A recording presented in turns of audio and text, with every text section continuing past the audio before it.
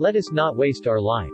COVID-19 proves that life is fleeting. As the numbers of coronavirus cases in the Philippines is increasing, it brought fears on everyone's minds, and it can be expressed in two words: second wave. Around the globe, restaurants are opening, traffic is returning once again, children are getting back to schools, and people are getting back to work. With the relaxation of the lockdown rules, people not practicing social distancing, warnings are being sounded about a possible resurgence of COVID-19 cases. According to history, the 1918 influenza pandemic was the most severe pandemic in recent history, infecting 300 million people, one-third of the world's population. The second wave lasted for 2 years, and it was particularly devastating. Many health experts have said that history may repeat itself. The World Health Organization has warned that the worst of COVID-19 pandemic is yet to come. But with widespread unemployment and many companies battling to stay afloat, there are calls to end the strict social restrictions and reopen the economy. There are approximately 1,000 confirmed deaths in the Philippines, and more than 400,000 people worldwide have already died of COVID-19, and before the pandemic ends, it could kill hundreds of thousands, even millions, more. But the final charge is destined to be far higher than just those who die of COVID-19. Authorities warn that deaths from secondary impacts, poverty, hunger, diseases, and violence intensified by the pandemic, may surpass the number of those who die of the novel coronavirus itself. This is the toughest decision to make.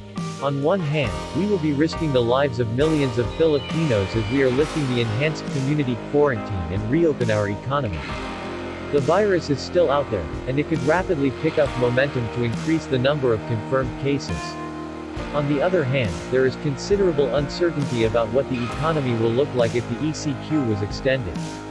More Filipinos could go broke and hungry if the ECQ lasted for too long. We must take a delicate balance between them. Without a vaccine for 12 to 18 months, we are facing not just a short-term crisis but a massive ongoing challenge, both to protect health and preserve our economy. Please, let's take due diligence. Do not take COVID-19 lightly. Right now, more than before, we are more dependent on each other than we ever have been.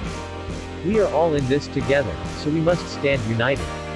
I encourage each and every one of you to stay home as possible, apply safety measures, and continue to trust God. Strange as it may seem, one of the primary purposes of being shaken by COVID-19 is to make our faith more unshakable. In this particular disorienting event, we may feel abandoned, alone, and forgotten by God. The pandemic feels too big, even as we go through our own losses, anxiety, or pain. Remember that God never leaves us to keep off for ourselves in difficult times. He promises to be with us in all that we face, and His whole heart encompasses our losses, anxiety, and pain. He surrounds us in peace, and gives us incredible hope and grace to keep pressing through. I assure you we will win in this battle. Even in darkness, even in suffering, and even in COVID-19 itself, we will overcome.